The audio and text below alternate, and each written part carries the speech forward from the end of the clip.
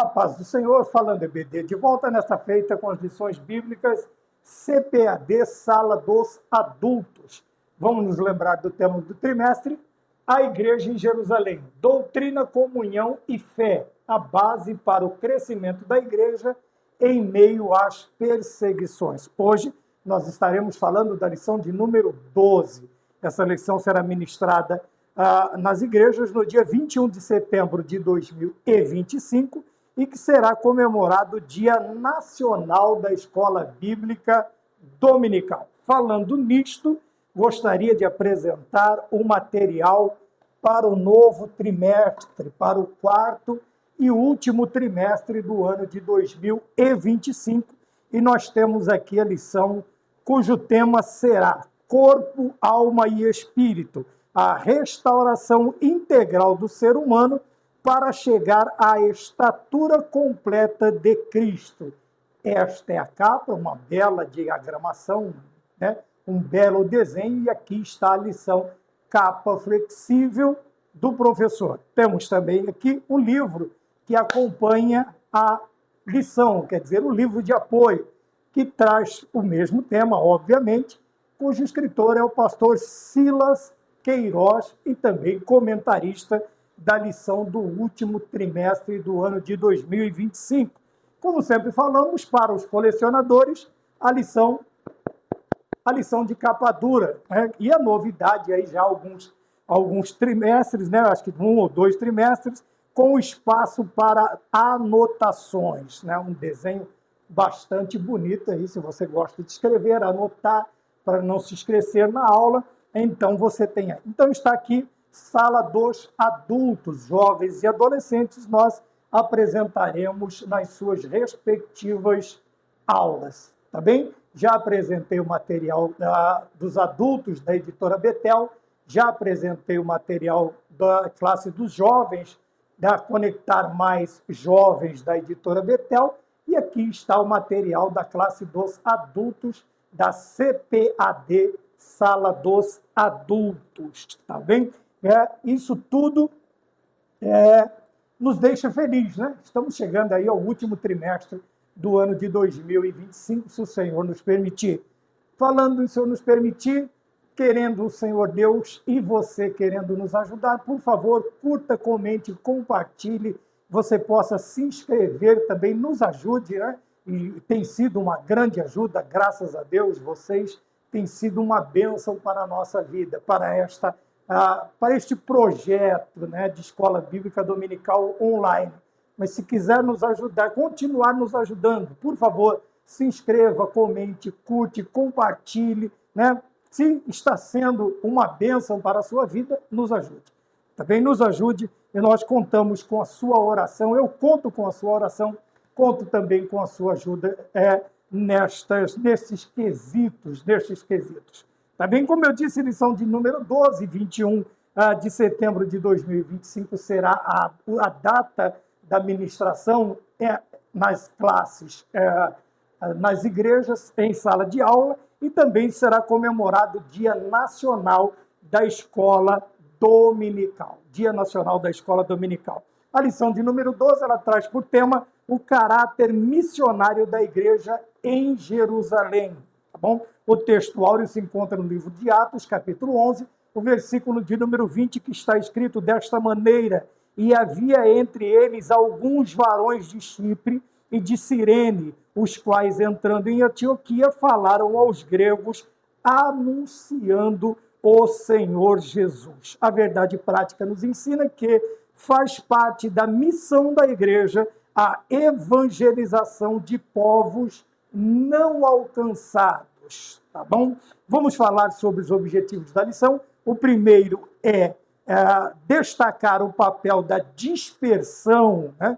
Nós vamos falar sobre isso, da dispersão cristã na expansão missionária da igreja primitiva. 2, enfatizar a importância da contextualização da mensagem do evangelho para diferentes contextos culturais, sem, contudo, perder sua essência. E o terceiro, valorizar a prática do discipulado como base para o crescimento saudável e a manutenção da identidade da igreja. Amém? Como sempre fazemos, destacamos algumas palavras para direcionar aquela nossa análise semanal da lição da escola dominical, ou como nós comumente chamamos, a escola bíblica dominical. Então, nós separamos aqui como base o direcionamento, o guia daquilo que nós vamos tratar. Primeiro, o caráter missionário. Depois, obviamente, da igreja, está falando da igreja de Jerusalém, e nós contextualizaremos também, vamos trazer isto para os nossos dias. Qual é o caráter missionário? Anunciar Jesus. Anunciar Jesus. Tá bom? E por que isto? Porque faz parte da característica, esta característica faz parte da missão da igreja. Dentre várias missões que a igreja tem na face da terra, uma das principais é o caráter missionário, é anunciar o Senhor Jesus Cristo. Tá bem? E vamos falar sobre estas três palavras. O que é dispersão, o que é contextualização, e obviamente o discipulado, nós estamos mais acostumados com esta palavra. Então vamos lá. Primeiro, caráter missionário. Dentre tantas características da igreja, o fundamental, eu acredito que o principal, o objetivo principal do Senhor Jesus Cristo ao instaurar a sua igreja é dar a ela o caráter missionário, quer dizer, o caráter evangelístico, é o anunciar, o caráter de anunciar, de comunicar a salvação, através de quem? Da pessoa bendita de nosso Senhor e Salvador Jesus Cristo. Veja, o caráter missionário, ele me lembra que esta característica, ela é vital.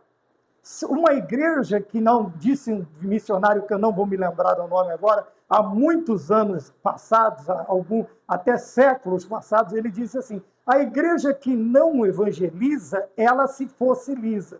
Nós sabemos o que é um fóssil, e eu já expliquei sobre isso, e obviamente para a classe que nós estamos falando a pessoas que tiveram esta aula, de ciências, sei lá, alguma parte do fundamental, do primário, do fundamental, do ensino secundário, do ensino nas faculdades, o que é um fóssil. A igreja que não evangeliza, ela se fossiliza, quer dizer, ela vai virar aí algo que só serve para a história, porque é uma coisa pré-história e vai servir para a história, tá bem?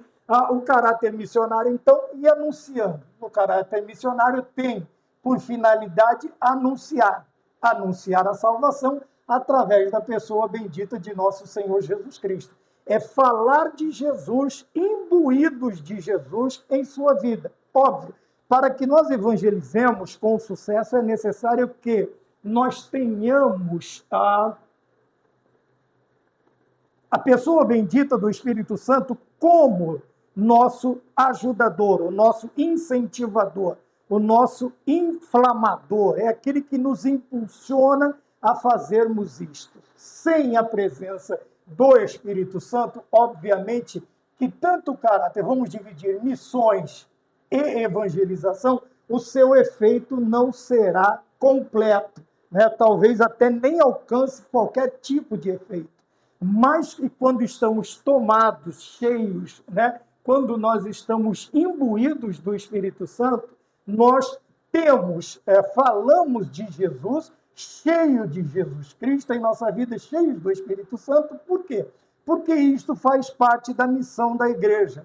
Veja que não é uma invenção de homens a evangelização e a obra missionária da igreja. Não é. Nós veremos isto desde o princípio, porque começamos pelo cerne, vamos dizer assim, pelo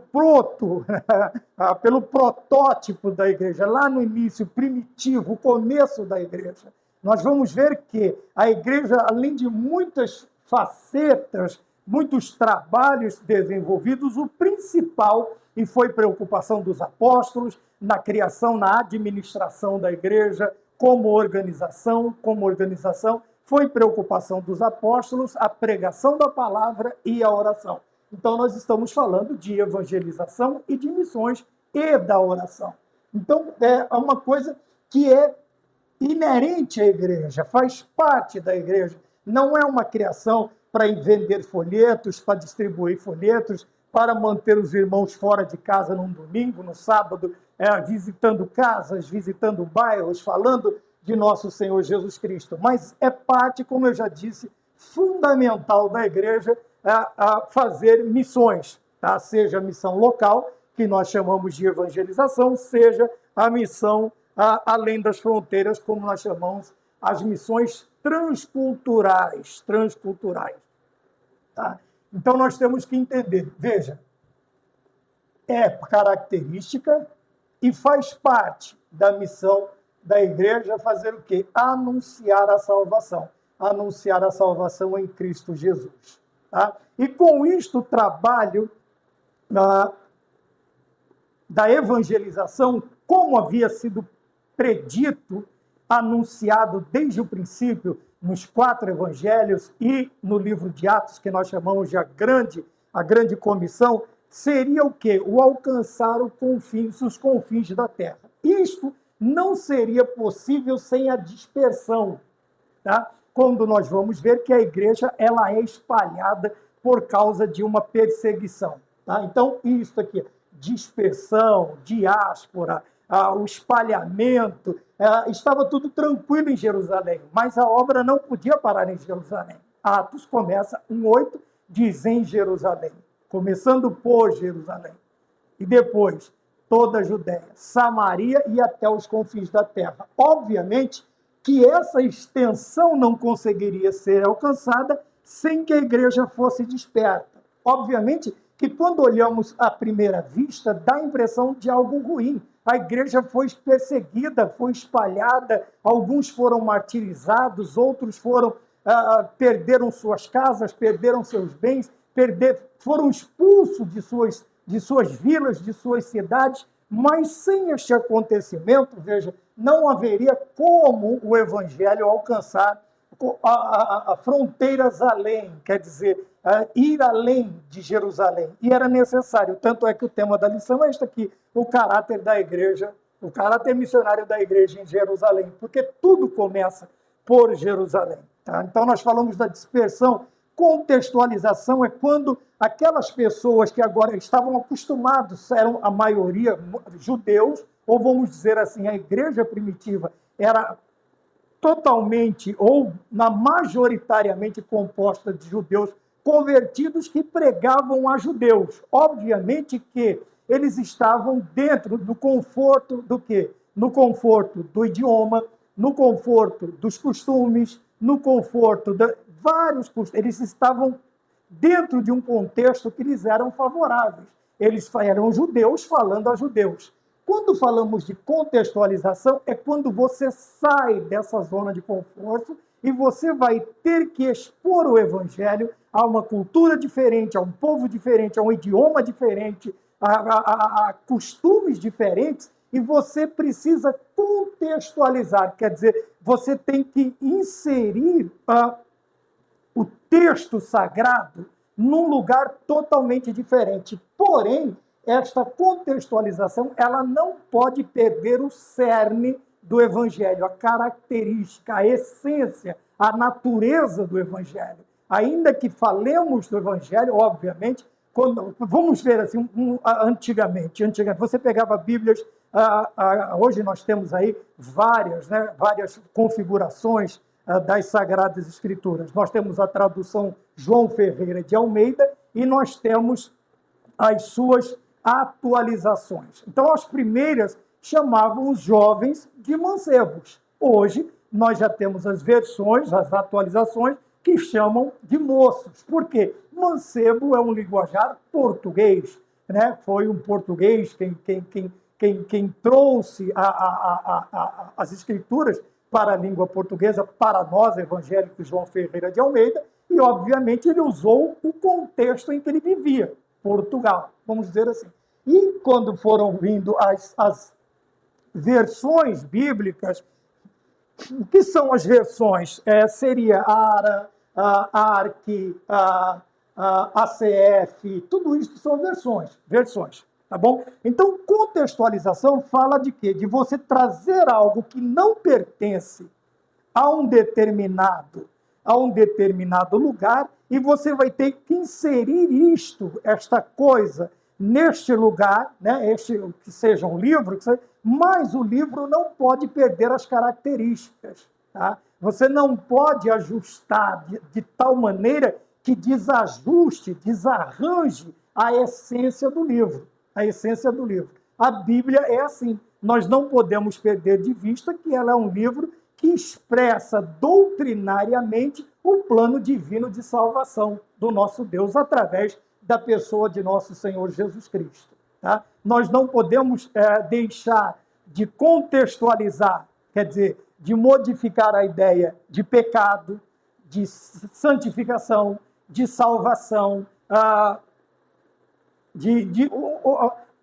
uma série das doutrinas, ou todas as doutrinas que nós temos, porque é outra cultura, nós simplesmente vamos tirar porque não faz parte. Não. Aí sim, esta cultura que nós vamos estar trabalhando, ela tem que se adequar às Sagradas Escrituras, e não às Sagradas Escrituras se adequar a costumes, a erros, a pecados, a isto, aquilo, único e exclusivamente para aceitar, para que eles aceitem. Eles não estão aceitando a Jesus. Eles não estão aceitando o verdadeiro evangelho. Eles estão aceitando o evangelho falsificado. Um evangelho que, para ser inserido nesta sociedade, foi mudado totalmente e perdida a sua essência. Não é esta a ideia de contextualização, de missões, de evangelização e ganhar almas. Tá bem? Falando também da questão de número 3, que é a questão do discipulado. Valorizar a área do discipulado. Então, qual é a área do discipulado? É você pegando esta contextualização e aplicando na área do ensino. Você vai fazer discípulos. Tá? E por isso que não pode perder a essência na contextualização, porque senão o discipulado sai defeituoso. O discipulado sai errado. Tá? Nós não criaremos discípulos, não vou dizer perfeitos, mas coerentes com a ideia do Evangelho. Tá? Eu quebrando algumas doutrinas na minha pseudo-contextualização, o discipulado é comprometido. Por quê? A ideia de um missionário, de um evangelista avançado no campo é o quê? Preparar discípulos autoctones, quer dizer, nativos. Pessoas do lugar. Vamos dizer assim, nós tivemos muitos missionários europeus, estrangeiros no Brasil, mas depois de eles implantarem o evangelho, obviamente, eles também implantaram um discipulado, eles deixaram pessoas para darem continuidade ao trabalho. Tá? Nós temos aí tradicionais, nós temos reformados, nós temos pentecostais, todos estes estiveram aqui conosco e eram de outros lugares. Eles trouxeram o evangelho, contextualizaram com a cultura brasileira e fizeram discípulos. E deixaram obreiros no seu lugar. Né? Vamos lá, Daniel Berg, Gunnar Vingre, eles deixaram, vamos lembrar, Cícero Canuto de Lima, Paulo Levas Macalão, homens que foram discipulados, que foram ensinados. Né? Se pegar aí os reformados, você vai ver os primeiros também. Eu estou tentando me lembrar do primeiro reformado, mas eu me esqueci, me desculpe. Né? Se você pegar os tradicionais, também a mesma situação.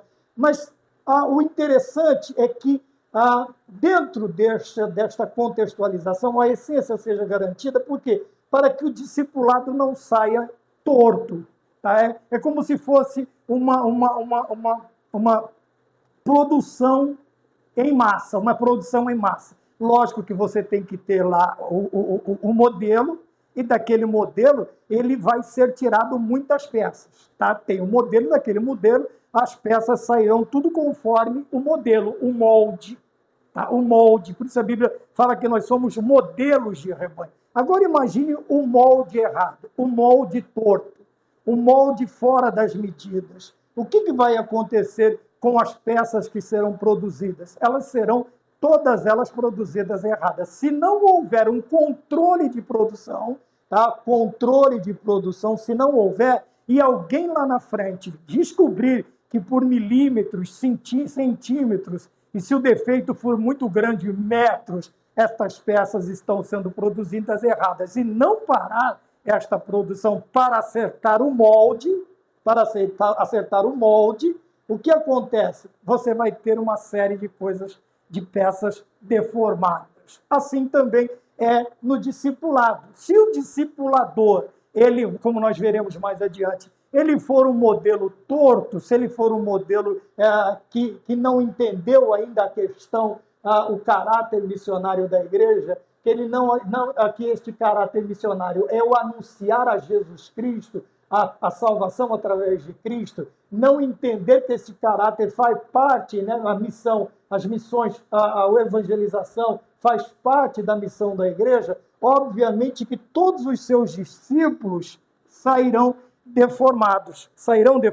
E daí surgem as falsas doutrinas, o falso evangelho, a falsa pregação e igrejas totalmente deformadas quanto às sagradas escrituras e às doutrinas exaradas pela palavra de Deus. Então nós precisamos tomar cuidado. Como que nós vamos tomar cuidado? Observando como a igreja mãe fazia isso, a igreja de Jerusalém. É o tema da lição que nós temos hoje. Veja o caráter missionário da igreja de Jerusalém. O princípio. Semeeis testemunho em Jerusalém, como em toda a Judéia e Samaria, e até os confins da terra. Tá bom? Olhando para a lição, nós temos na introdução, e eu achei interessante destacar esta parte, né, que o escritor, o comentarista, ele diz assim, nesta lição estudaremos sobre como o ID de Jesus. Como o ID de Jesus é levado a sério por um grupo de cristãos refugiados, olha a situação, e vítimas da perseguição. Então nós começamos a observar, a prestar atenção, que não foi um trabalho que já começou fácil. Não, ele já começa difícil. Por quê? Nós temos um grupo refugiado, grupo de cristãos chamados de refugiados. Nós temos em mente hoje muito clara a ideia de refugiados. Nós vemos isto constantemente nas matérias jornalísticas, televisionadas, radiofonizadas, escritas, na mídia eletrônica. Nós temos a ideia do que é ser um refugiado, tá bem? Então, vamos transportar esta ideia para o passado. Cristãos refugiados, tá? Hoje a ideia do refugiado são aqueles povos, vamos lá, aquele povo que foge do seu país natal por causa de guerras, por causa de perseguição política, por causa de perseguições religiosas. Tá? Existem, obviamente, esses refugiados, eles vão tentar alcançar outros países onde eles solicitarão o quê? Guarida, eles vão solicitar guarida, eles vão pedir refúgio, que eles escondam eles lá. Então, os cristãos estavam nessa mesma situação. Por quê? Porque está agora a dispersão, não dá a ideia de perseguição, da perseguição. Então, são cristãos refugiados e vítimas da perseguição. Tá bem? Mas o interessante é que duas palavras que nos deixam tanto quanto ressabiados, assustados, refugiados e perseguidos, mas não tira do coração desta igreja que o ID, né, quer dizer, ID, fazer discípulos, ele tenha que ser levado a sério ou até deixado em segundo plano, terceiro plano, ou para outro tempo, quando as coisas forem mais favoráveis. Não. Veja, ele é levado, o ID de Jesus é levado a sério por este grupo. Por este grupo. Que grupo? Grupo de refugiados e grupos de perseguidos. Refugiados, perseguidos. Mas isso não tirou o ardor missionário. Tá? O ardor, aquele queimar do coração de obedecer o ID de nosso Senhor Jesus Cristo. Pelo contrário, fortaleceu ainda mais. Porque cada refugiado, cada expatriado, cada pessoa que fosse expulsa, dispersa, ela saía, né, com a ideia de fazer o quê? de pregar o evangelho de nosso Senhor Jesus Cristo, de anunciar a Jesus como Salvador, tá bem? Quando nós continuamos olhando o ponto de número 1, diz assim, uma igreja com consciência missionária. O que é você estar cônscio de uma determinada coisa? É você ter aquilo gravado em sua mente de forma indelével que nada pode acontecer se eu não começar por isto. Nada pode ir para frente se o meu princípio não for aquilo que me foi mandado. Então, eles tinham consciência disto, que qual era a consciência que eles tinham? Que o ID deveria, quer dizer, ID pregar o evangelho, deve ser levado a sério. Sendo levado a sério, veja, nós temos no ponto de número 1, o evangelho para além das fronteiras. Tá? Cada um deles, eles levam a sério esta ideia. Tá? Veja que a situação não é boa. Hoje nós ficamos esperando o bom tempo, né? Se Deus der bom tempo, a gente faz. Mas nesse tempo, não. No tempo da perseguição. No ponto de número 1, eu achei interessante esta frase também. Também fazem parte deste grupo. Tá? Que grupo é este? Refugiados e perseguidos. Parte deste grupo levaram o evangelho para além da fronteira de Israel. Tá bem? Então, onde está a nossa ênfase? A questão das boas novas saírem das 4 paredes. Aqui, 4 paredes, nós vamos chamar de Jerusalém. Nos nossos dias, as 4 paredes são as 4 paredes da igreja mesmo. Tá bem? Então, neste grupo de refugiados, de vítimas de perseguição, que levaram a sério o ID do Senhor Jesus Cristo e pregaram a palavra mesmo debaixo destas situações desagradáveis, porque deve ser muito ruim, né, você ser mandado embora, você ter que fugir da sua cidade, do seu país natal, do seu país de nascimento, debaixo de perseguição e depois ter que viver com o que lhe é dado em outros países, que às vezes a demanda é muito grande, né? Esta parte dos refugiados. E existem países que não têm sequer, não estão tendo condições de cuidar nem dos seus, mas também não vão deixar estes à deriva, né? À deriva. Pelo contrário, vão trazê-los. Também a situação não é favorável, mas faz parte deste grupo também o quê? Aqueles que levaram o evangelho para além da fronteira de Israel. Por quê? Porque, ainda que quisessem, né, não foi o caso, eles tiveram que sair, eles foram praticamente obrigados a sair, eles tiveram que partir, mas com a ideia, além das fronteiras, para quê? Para fazer parte dos evangelistas, dos missionários, dos pregadores, dos propagadores da palavra do nosso Deus. Então, primeiro, uma igreja com consciência missionária.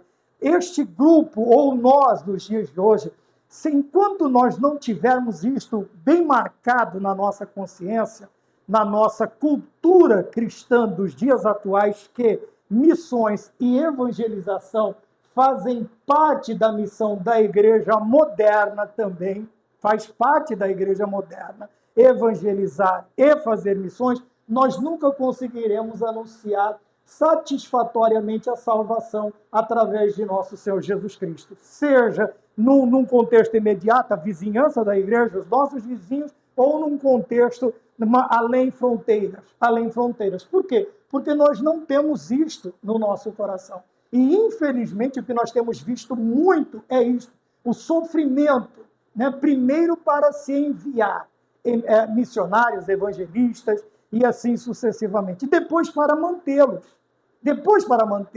Por quê? Porque há uma desconfiança de todos. E o diabo tem colocado essa desconfiança no meio do povo de Deus. Sabe? De querer saber. Mas eu não sei para onde que vai. Eu não sei para onde está enviando. Eu não sei com quem estão gastando. Ora, não é obrigação nossa. Nós precisamos ter, primeiramente, cravado na nossa mente, no nosso coração, que é a nossa missão. Que é a missão da igreja, que faz parte da missão da igreja, é o caráter missionário da igreja, o quê? O enviar e o manter, como nós veremos. Veja, Tanto é que este grupo, esses refugiados, mais à frente, quando nós continuamos lendo a história do Novo Testamento, nós vamos ver muitas igrejas e muitos apóstolos e discípulos que estão precisando de ajuda, que vão pedir ajuda, que vão pedir outros. Veja, existiam igrejas tão conscientes, nós já falamos sobre elas, depois você dá uma olhadinha mais nas aulas passadas, você vai ver que havia igrejas, existiam igrejas, comunidades, que não precisavam nem ser solicitadas, nem pedidas. Elas simplesmente faziam, coletavam seus donativos, pegavam um obreiro responsável, dava a ele, e ele simplesmente levava. Paulo foi mantido assim muitas vezes, muitas vezes. Então nós vamos ver que alguns precisam ser solicitados. Outra, a consciência é tão grande, tem esta ideia de caráter missional da igreja nos dias de hoje, no passado e nos dias de hoje, que não é nem necessário solicitar, simplesmente o Senhor coloca em seu coração e ele traz, ele diz, isso aqui é para a obra missionária, isto aqui é para missões, isto aqui é para evangelização, isto aqui é para a compra de folhetos, bíblias, que são produzidas com um preço bem acessível, para que se possa comprar de muitos volumes e enviar a lugares que ainda não têm, né, como diz aqui, como nós temos aqui o Evangelho, aonde Jesus Cristo, a evangelização aos povos não alcançados, tá bem? Então veja, não permita que o inimigo coloque esta dúvida no seu coração, não permita, simplesmente faça, a obra precisa de você, a obra precisa de mim, a obra precisa de nós, tá? E nós podemos nos dispor de várias maneiras para fazer a obra do Senhor. Então, na parte de número 1, o Evangelho para além das fronteiras de Israel, também fazem parte. Nós temos esse grupo. Saiu do Evangelho, lógico que vamos nos lembrar, os líderes ficaram, tá bem? Os líderes ficaram porque precisava de coordenação. Mas a maioria foi dispersa, tá? De dispersão. E se tornaram refugiados por causa da perseguição. Mas eles tinham consciência de que eles fazem parte de um grupo que leva o Evangelho, que vai levar o Evangelho para além das fronteiras de Israel. Quer dizer, eles terão a grata satisfação de fazer parte do ID, de cumprir Mateus, Marcos, Lucas, João, Atos dos Apóstolos, a grande comissão. E isto deve ter em nós, não tristeza, trazer a nós tristeza, mas alegria, porque o Senhor nos deu a honra de fazermos parte deste grupo, parte deste grupo que vai levar o Evangelho para além da fronteira, que no caso de Israel, no nosso caso, vai saber-se quais as fronteiras que o Senhor, por sua misericórdia, nos levará a transpor estas fronteiras e levar o Evangelho de nosso Senhor Jesus Cristo, através de sua palavra. Amém? No ponto de número 1, 2, nós temos aqui cristãos dispersados, mas conscientes de sua missão. É o que nós estamos falando, tá? Cristãos conscientes da missão de testemunhar de sua fé, onde quer que estivesse. Já falamos de consciência, onde quer que estiver. Acabamos de falar agora, não sei para onde o Senhor vai nos levar. Mais uma coisa que nós precisamos ter em mente, veja, consciente, de testemunhar a sua fé, de falar da sua fé. Judas diz defender a fé. Então, nós temos outra coisa, outro ponto interessante a colocar em nossos corações, que nós não estamos indo como garotos propagandas de uma determinada denominação. Podemos até levar o nome, obviamente. Não vamos desprezar aqueles, mas a ideia de ir não é para isso. Eu estou aqui para fundar a igreja Piriri Parará. Não, eu estou aqui para anunciar, para testemunhar da minha fé. A minha fé em quem? A minha fé em Jesus Cristo. Tá? Por isso que nós cantamos, levas tu contigo nome de Jesus o Salvador. Agora, a placa que vai estar lá fora, que é importante, tá? Ela não salva, ela não cura, ela não batiza com o Espírito Santo, ela não vai nos levar para o céu, mas ela é interessante para mostrar a denominação. Vamos colocar como relevante, importante, para demonstrar a denominação, mas e se chegarmos num lugar em que não pode pôr placa? que nós vamos fazer? Deixar de pregar o Evangelho? Não, porque nós estamos lá não para isso, mas estamos conscientes de que estamos lá para testemunhar da nossa fé. Tá bem? E para testemunhar da nossa fé, da sua fé, nós temos que estar conscientes também da nossa fé. Conhecer o credo, conhecer as bases, conhecer pelo menos o mínimo da teologia sistemática, tá bem? Do que nós acreditamos, no nosso caso, pentecostais. Nós precisamos conhecer, ter pelo menos uma base para defendermos a fé, que uma vez foi dada aos santos. Tá? Defender a fé aqui é você falar tanto de você, porque você crê em Cristo Jesus, e defender o livro que te ensinou a crer no Senhor Jesus, que é a Bíblia. Ora, aqui a nossa defesa ela tem que ser em duas frentes. Neste campo de batalha, nós vamos trabalhar em duas frentes. Nós vamos defender a fé invisível e vamos defender a fé visível, que é a Bíblia, que são as doutrinas, que são os costumes que a palavra de Deus nos ensina. E a fé é você acreditar neste Deus invisível, mas imutável, infalível, tá? Onisciente, onipotente, onipresente, um Deus único, mas um Deus trino, um Deus único. Quer dizer, você tem que estar preparado para você testemunhar acerca da sua fé. Tá bem? Não é só chegar lá e falar assim, porque aí, por quê? Veja, é como se fosse uma aula de filosofia. Você expressa uma ideia, a primeira coisa, eu nunca gostei de filosofia cristã, assim, no bom sentido, tá? Não é que eu não gosto de filosofia cristã. Você fala, Jesus é bom, qual é a primeira coisa que se faz? Por quê? O outro sabe, mas ele vai te perguntar por quê, e você vai ter que explanar. Você termina a sua explanação, aí o outro vem e diz, mas por quê?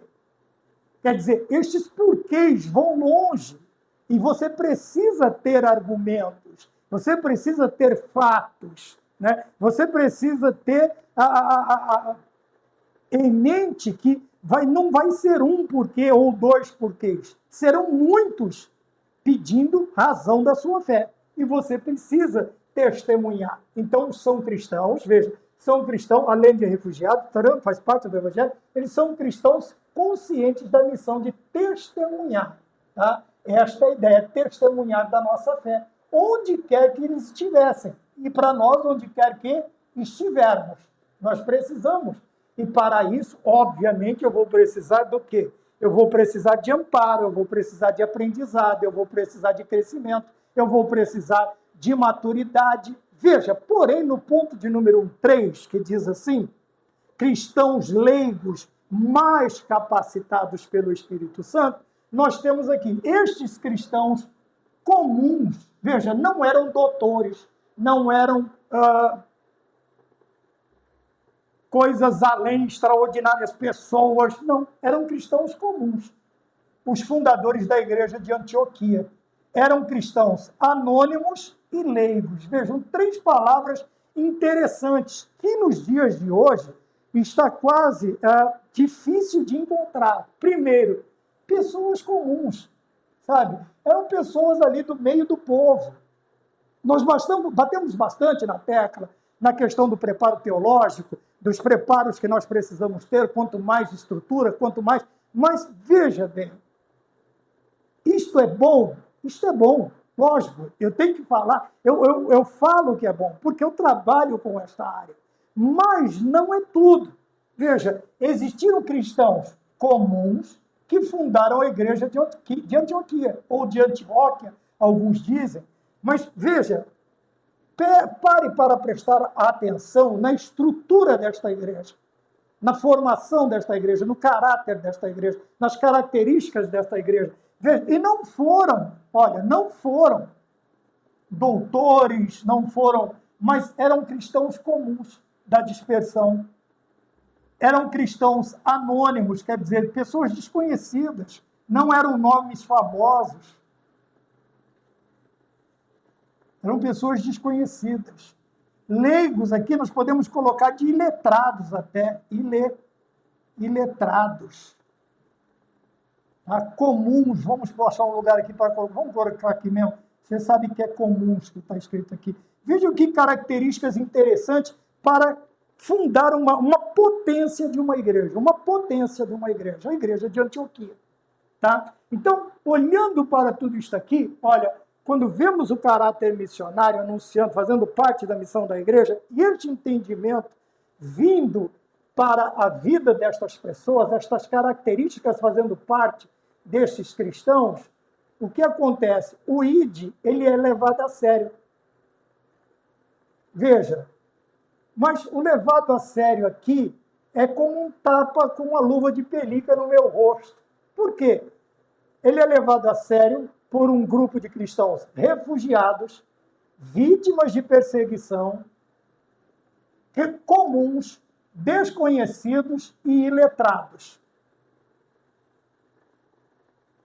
O que nós aprendemos com isso? Que a simplicidade nos deixa totalmente à mercê das mãos de Deus, à mercê do Espírito Santo de Deus. Eu não estou falando que ser formado é ruim, mas algumas vezes, na vida de algumas pessoas que não conseguem separar uma coisa da outra, o que acontece? Ele vai tentar se apoiar naquilo que ele sabe, naquilo que ele conhece, naquilo que ele aprendeu, numa cadeira de escola, naquilo que ele aprendeu nisso, naquilo, e vai atrapalhar o desenvolvimento da obra na sua vida. Por quê? Porque ele vai passar a confiar mais no que ele sabe do que o Espírito Santo pode prover. Tá? Eu não estou falando que o Espírito Santo ele vai fazer eu adivinhar. Não, eu sempre bato nesta tecla. E o Consolador vos fará lembrar de tudo que eu vos tenho ensinado, que eles aprenderam com Cristo na prática. O Espírito Santo não nos faz adivinhar, tá? A não ser que seja um momento difícil em que eu preciso de algo que eu não me lembre, que me fugiu da memória, que há muito tempo atrás eu esqueci, e o Espírito Santo vai me fazer lembrar. Tá? Aí ele vai me revelar, nós chamamos de revelação. O Senhor vai me revelar o que eu tenho que falar. Eu espero que entendam o que eu estou falando. Que entendam. Vejam que muitas vezes, hoje, o que atrapalha é o que deveria ajudar, que é o conhecimento. Tá? Que é a preparação acadêmica, deveria ajudar, mas não está ajudando. Por que não está ajudando? Porque estão saindo destas cátedras pessoas muito sábias, muito inteligentes, muito cheias de si mesmo. E ao invés de deixarem o Espírito Santo lhes usar, eles estão querendo usar o Espírito Santo. Não é à toa que nós vemos hoje tantas pessoas falando. Porque no original não era assim. Bom, o original ficou para trás faz muito tempo. O que nós temos aqui, nós vamos tendo cópias que estão sendo repassadas. O outro diz, porque no hebraico não está escrito assim, porque no grego não está escrito assim, porque no latim não está escrito assim. Estas pessoas mais confundem do que ajudam. Ora, fique no que você foi ensinado, instruído. Foi o que Paulo disse a Timóteo. Permanece naquilo que você aprendeu. Sabe? E essas pessoas letradas demais, sabe, que já saíram do comum, já são muito conhecidas, já são muito letradas, o que elas fazem? Elas simplesmente confundem a igreja, confundem as pessoas. E nós sabemos que hoje as falas elas se propagam muito mais fácil do que antigamente. As redes sociais levam como o vento leva estas palavras. E o que acontece? Agora eu vou citar a parte da igreja. A igreja que uma boa parte descontente com um monte de coisa, começa a dar ouvido para esses tipos de homens, para esses tipos de pregadores, de bispos, de apóstolos, disso, daquilo. São nomes aí, aos borbotões criados aí, à revelia. E essas pessoas, elas simplesmente, alguns são enganados, alguns eu até aceito que são enganados, mas outros acompanham de boa vontade, de plena consciência. Por quê? Porque é aquilo que eles quiseram ouvir a vida inteira. Mas nós temos a característica aqui destes cristãos, dos cristãos que fundaram a igreja de Antioquia. Depois de Jerusalém, outra referência é Antioquia.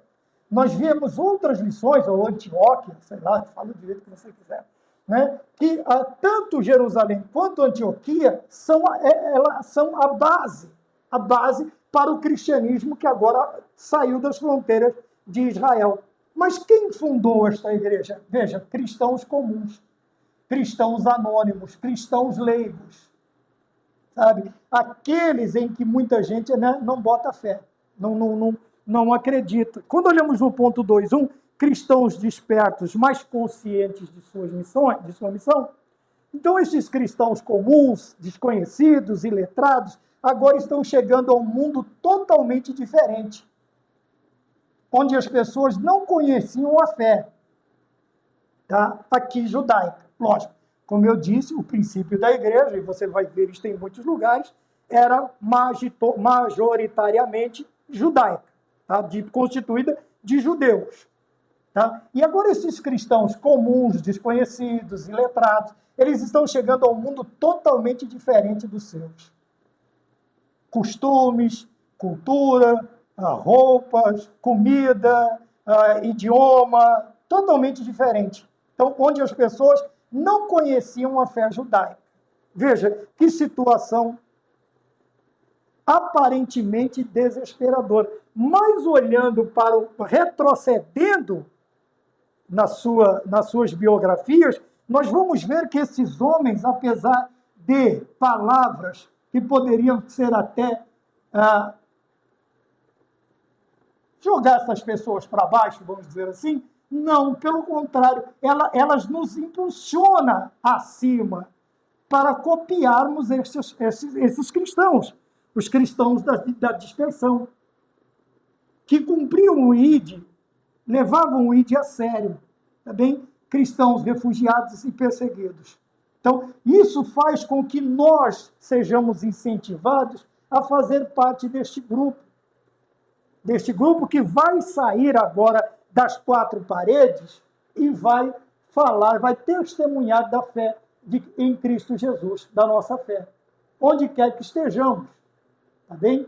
Mesmo que sejamos comuns, mesmo que sejamos anônimos, mesmo que sejamos leigos, mas temos consciência, né?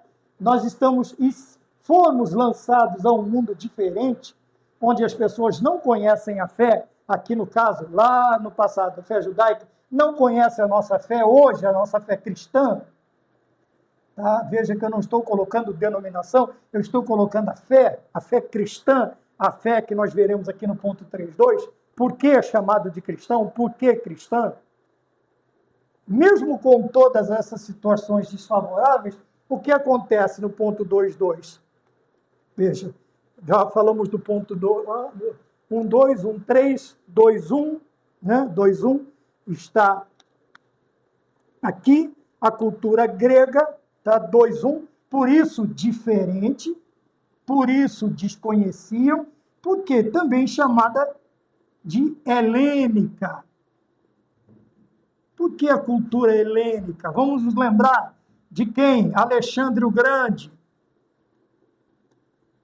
também, que é o propagador da cultura helênica. Todo o povo dominado pelos gregos, eles eram obrigados a absorver toda a cultura helênica, tá? Toda a cultura, toda. Religião, alimentação, idioma, tudo isso. Então, veja, nós temos aqui no ponto 2.1 esta ideia, contextualização, a cultura grega ou helênica. Tá bem? Helênica, obviamente, vamos lembrar de Alexandre o Grande, antes um império antecessor do Império Romano. Tá? Vai até cerca de 60 a.C., 60 e pouco, quando chega o domínio romano. Aí sim, né, Alexandre, os seus 4 generais, agora perdem as batalhas para os romanos, e agora o domínio agora é romano, até o nascimento de Cristo, e até nós vamos ter até a destruição de Jerusalém, em 70 depois de Cristo, nós teremos ainda os romanos. Tá bem? Então é um povo que está chegando num mundo totalmente diferente. E pessoas que não conheciam a fé. Tá? Assim como os romanos, os helênicos também tinham o seu panteão, né? O seu grupo de deuses, a sua mitologia. Né? E se você for ver, cada deus, vamos aqui com letra minúscula, grego, ele tinha o seu referente em Roma, na mitologia romana também, tá? Que só vai mudar os nomes, mas é a mesma coisa, a mesma função, né? A mesma função. Então veja que agora este grupo, que vamos lembrar novamente, para a nossa tristeza, ou talvez para o nosso ânimo aumentar, essas pessoas comuns, desconhecidas, iletradas, refugiadas e perseguidas, estão chegando a um mundo diferente, totalmente diferente, e pessoas que não conheciam a sua fé. E agora eles vão transmitir, eles vão falar de sua fé no ponto de número 2.2, que é contextualizando a mensagem. Agora vem a ideia de contextualização, como nós demos início lá no princípio da nossa conversa. Tá bem? Veja, chega a um mundo totalmente diferente com pessoas que não conhecem a sua fé. Como fazer isto? Como fazer? Você não tem uma fórmula pronta, você não estala o dedo e acontece. Você não vibra uma varinha mágica e está feito, está pronto. Você não coloca em água fervente, em 3 minutos, você põe o tempero, está pronto. Nada disso. Então, o que vai acontecer? Você vai para este lugar. Tá? E o ponto número 2 diz, contextualizando a mensagem. Que é, quando contextualizamos a mensagem desta forma, sem comprometer a verdade, foi o que eu disse lá no começo, a verdade da mensagem, o evangelho foi se espalhando e alcançando culturas diferentes, sem comprometer, veja, sem colocar em risco. Porque qual é a base do evangelho? Jesus Cristo salva, Jesus Cristo batiza com o Espírito Santo, Jesus Cristo cura e Jesus Cristo vai voltar para nos levar ao céu. É o evangelho quadrangular. É o evangelho quadrangular. Veja, mas ao contextualizar num mundo totalmente diferente, com pessoas que não conhecem a fé, eu não posso comprometer a verdade, sabe? De maneira nenhuma. Ah, mas se eu tirar isso, se eu diminuir aqui, se eu facilitar ali, vai ficar mais fácil das pessoas aceitarem. Lembra que eu falei? Eles vão aceitar uma mentira. Você estará pregando uma mentira. Veja que lá em cima o comprometimento é com a verdade. A partir do momento em que eu não estou comprometido com a verdade da mensagem, obviamente o oposto é verdade. Se torna verdade. Eu estou comprometido com a mentira. Com a mentira. E a mentira não salva. A mentira não salva.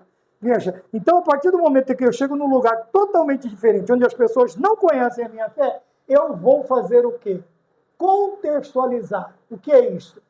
Contextualizando desta forma, sem comprometer a verdade do Evangelho, sem mudar. Uma certa feita, alguém quis comprometer a verdade e disse assim, duro nos é este discurso, quem pode suportar? E simplesmente começaram a ir embora. Jesus Cristo não compromete a verdade, ele continua pregando. Quando o discípulo chega até ele e diz, olha, estão indo embora. O que é que Cristo diz? Vocês não querem ir junto? Vão com eles. Chamei 12, eu chamo mais 12, mais 70, mais isto, mais aquilo. Eu sou o Salvador, eu sou o Cristo. E qual é a resposta? Por que o Evangelho foi espalhado e alcançou culturas diferentes? Olha a resposta, só tu tens palavra, a verdade de vida eterna. O Evangelho não foi comprometido. Veja, por que não foi comprometido? Uma das verdades, a vida eterna, ela só pode ser alcançada por Jesus Cristo. E Jesus Cristo disse, eu sou o caminho, a verdade e a vida. Pai, santifica-os na tua verdade. A tua palavra é a verdade. Veja, Jesus Cristo estava comprometido com a verdade do Evangelho, da mensagem do Evangelho. E mesmo sob pressão, como nós veremos mais adiante, mesmo sob pressão, o Senhor Jesus Cristo manteve a pureza da palavra. E os seus apóstolos e discípulos e os pais da igreja, também aqueles que aprenderam, que foram discipulados corretamente, eles vão manter a pureza do Evangelho, mesmo sob muita pressão. E até mesmo sob o risco do martírio e do martírio. Eles continuam fiéis à verdade, eles continuam fiéis à palavra, eles continuam fiéis a Deus. E é o que nós precisamos, aprender. Então, quando nós estamos vendo no ponto 2.2, nós vemos que, no ponto 2.2, ele diz, contextualizando a mensagem, quando falamos em contextualizar, o que nós estamos falando? Em não comprometer a verdade da mensagem. Ora, quem for alcançado pela verdade é da verdade. Quem não for, infelizmente não faz parte da verdade. Não está na verdade. E assim o Evangelho foi se espalhando e alcançando culturas diferentes, assim como não comprometendo a verdade da mensagem. Não comprometendo a verdade da mensagem. Tá? A ênfase está em a verdade. Porque o oposto, como eu disse, é mentira. O oposto da verdade é mentira. Não existe meia-verdade. Não, porque a verdade não é a verdade é absoluta. Jesus Cristo é absoluto e suficiente. Tá bem? Talvez a ideia hoje moderna de que a verdade ela não é absoluta, o que é verdade para um não é verdade para outro, o que é uma das maiores mentiras já inventada em todos os tempos, para nós cristãos, a verdade ela é absoluta e suficiente. E Jesus Cristo disse, eu sou. O caminho, a verdade e a vida. Tá bom? Vamos para o ponto de número 3. O ponto de número 3 vai nos falar sobre, aqui a abordagem. Aqui a questão de comprometer. Quando você vai abordar, lógico, para você evangelizar, para você fazer missões, tem que abordar a pessoa. E nesta abordagem, veja, você pode usar vários tipos de abordagem, vários tipos. Você só não pode comprometer a verdade. Tá? Talvez a pessoa fale, então eu tenho que trabalhar só de um jeito. Não, o Senhor vai te dar ideias, fórmulas de trabalhar. Ele só não vai permitir que você comprometa a verdade, a essência do Evangelho. Tá? Que nós sabemos que o Evangelho, que a Bíblia é cristocêntrica. O Senhor não vai permitir isso. Tá bem? Ponto de número 3, que diz assim, uma igreja que forma discípulos. O ponto de número 3.1 diz, a base do discipulado. Então veja que a igreja expande, a igreja cresce, a dispersão, a contextualização, e agora nós vamos entrar no discipulado. Obviamente que tudo que cresce, que desenvolve, ele precisa ser trabalhado. Para quê? Para não crescer, para não desenvolver de qualquer jeito, de qualquer maneira, torto, de forma errada. Lembra quando eu falei do molde? O molde tem que estar. E existem coisas que você precisa moldar. Você tem um pé, uma árvore frutífera. Você não quer que ela cresça desgalhada, toda torta, galho arrastando no chão, outro quebrando. Não, você vai aparar. Você tem uma árvore à frente da sua casa, lá no calçamento, ali na calçada, no passeio, como alguns dizem. Você não vai querer que ela cresça de qualquer maneira, né? Existem pessoas que chamam aí jardineiros técnicos e dão desenhos, formas e tal, e fica uma coisa muito bonita. Veja, como a igreja, usando bem esse exemplo muito tacanha, muito baixo, muito pequeno, a igreja não é diferente, porque ela é o zambujeiro que agora está enxertado na oliveira verdadeira, que é Jesus Cristo. E, obviamente, ela começou a crescer. E o jardineiro, existe só um jardineiro que chora E o jardineiro está olhando. E tem os jardineiros que trabalham para o jardineiro. Quem são eles? Veja, aquela igreja cresce. Antioquia, Jerusalém e as outras que foram surgindo. Mas a igreja precisa tomar forma. Lembra do jardineiro que não deixa a roseira de qualquer maneira, não deixa a laranjeira, não deixa a boboreira, é rama, né? Não tem jeito. A árvore lá de enfeite lá na frente de qualquer maneira, mesmo que ela não seja, ela serve para fazer sombra, mas não deixa de qualquer maneira. Então nós temos aqui dois. Né? O primeiro é Barnabé, que toma ciência deste crescimento, mas não pode deixar crescer de qualquer maneira. A igreja cresce, mas ela não pode crescer de qualquer maneira. É para isso que tem o quê? Veja, nós temos dentro dos 5 ministérios específicos, lá em Efésios, nós temos o último, que é o mestre. O mestre. Quando Barnabé ele toma consciência deste crescimento, desta grande expansão, ele se lembra que esta igreja que cresce, ela precisa de mais instrução. Ou seja, precisa ser discipulada. Precisa ser discipulada. E aqui nós temos 2 dos grandes nomes, né? Porque nós podemos pôr aqui Barnabé, nós podemos pôr Paulo, nós podemos pôr Apolo. Apolo foi um grande, a igreja de Corinto era fã de Apolo, fã. Mas não gostava muito de Paulo, mas de Apolo ela era fã. Por isso que em um determinado momento Paulo vai esclarecer dizendo, um diz que é de Cefas, outro diz que é de Apolo, outro diz que é de Cristo. Quer dizer, então nós temos grandes mestres, mas no caso aqui nós temos Barnabé e Paulo. Por quê? Veja, a ideia de mais instrução, de ser discipulada, é a ideia de se tornar um aprendiz. Mas um aprendiz de quem? Um aprendiz de Cristo, como nós vamos ver mais abaixo. E para isto está agora, Barnabé vai convidar Paulo, que aceita o convite, e toma para si, ou para eles, esta ideia de discipular, de ensinar, de instruir os novos cristãos. É uma ideia que nós estamos perdendo. E quando existem alguns lugares, eu não estou generalizando, geralmente quem fica com o discipulado não foi discipulado.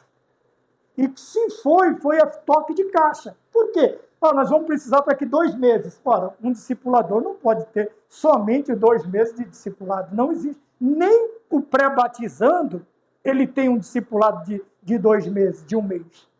Nós temos 2 lições, num total de 26 lições. 2 revistas, num total de 26, que dá aí 6 meses. Não, 6 meses. 6 meses, no mínimo, para discipular um novo convertido. Como que o discipulador vai ter menos do que um discipulado? O discipulador tem que ter características de mestre. Ele tem que ter aprendido, ele tem que ter, como diz alguns grandes mestres, né? Ninguém pode se levantar para ensinar se não assentou para aprender. Ora, mas não se segue a regra. Não se segue a regra. Nós somos exímios citadores de bonitas regras, mas nós não seguimos as regras.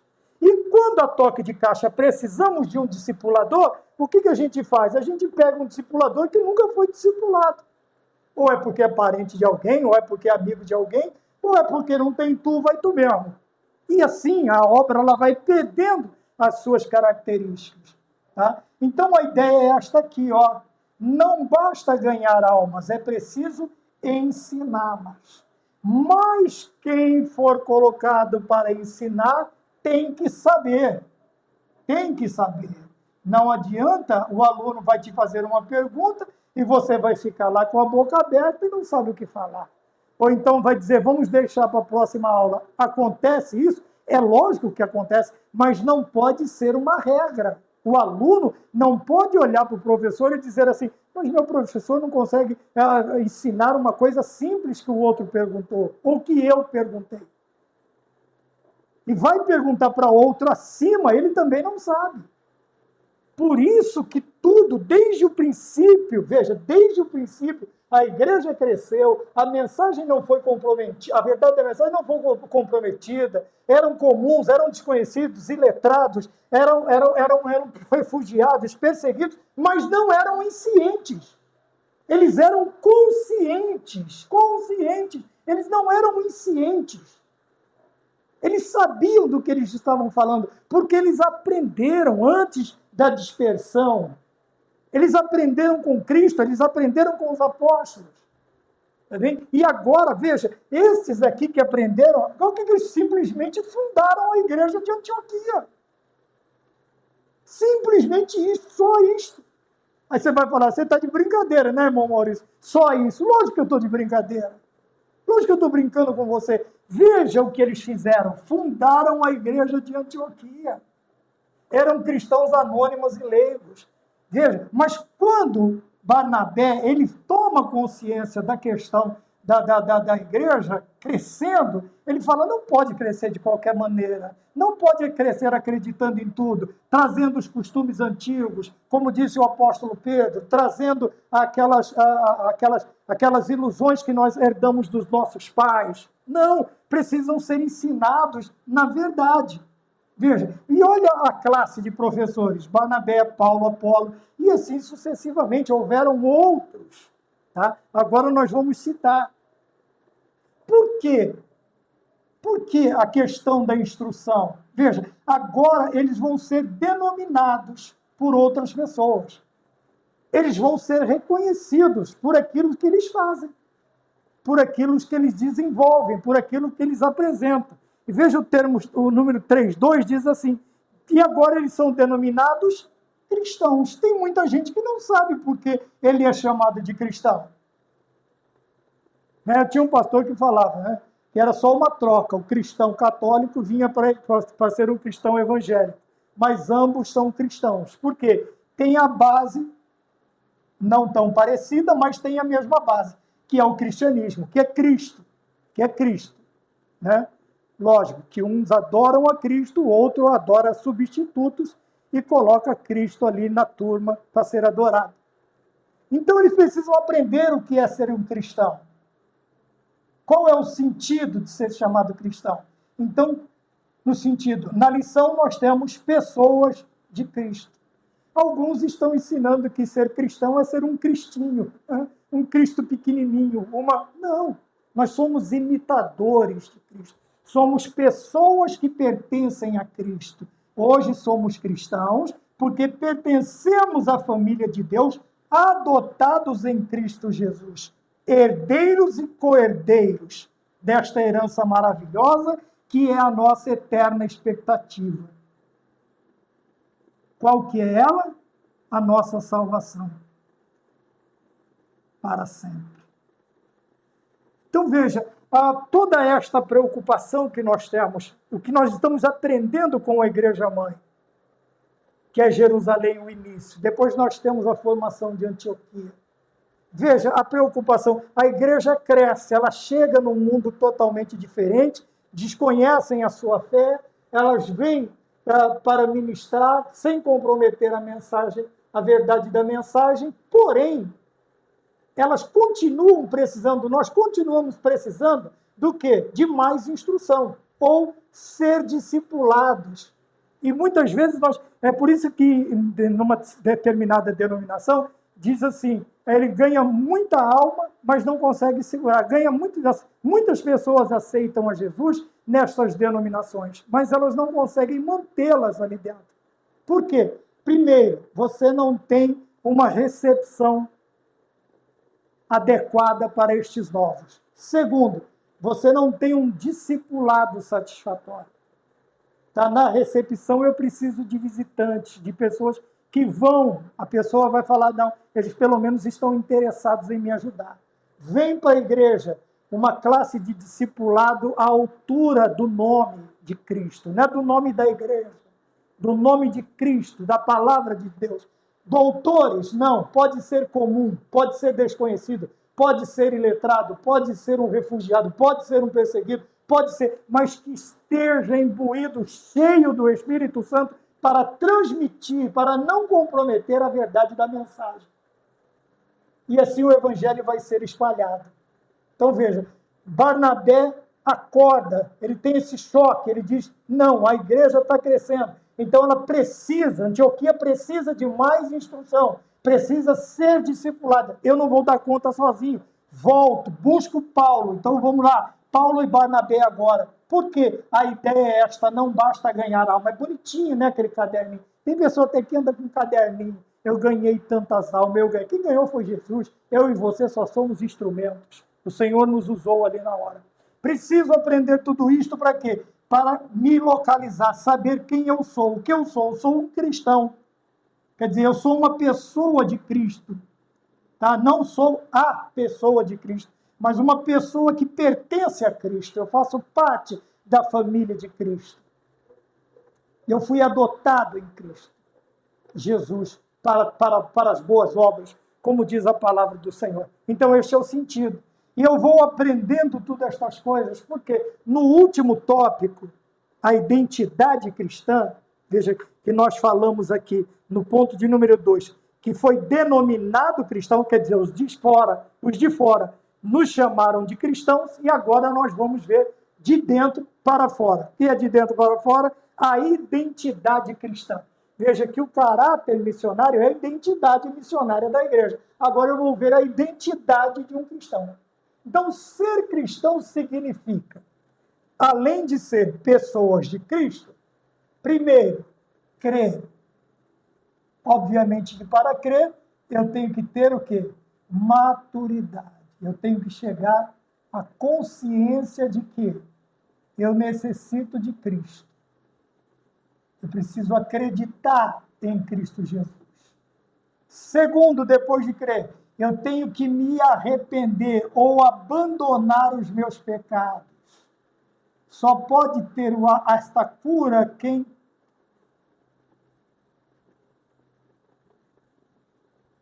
quem chegou à ideia de que está enfermo. Qual é a enfermidade? O pecado. Então, abandonar, ser cristão significa crer em Jesus, abandonar de verdade o pecado e receber a salvação como um presente de Deus,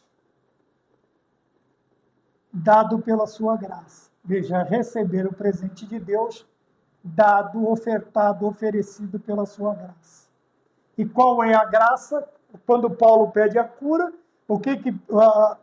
o espinho da carne, a cura não, me desculpe, o problema do espinho da carne, o que o Senhor Deus diz para ele? A minha graça te basta.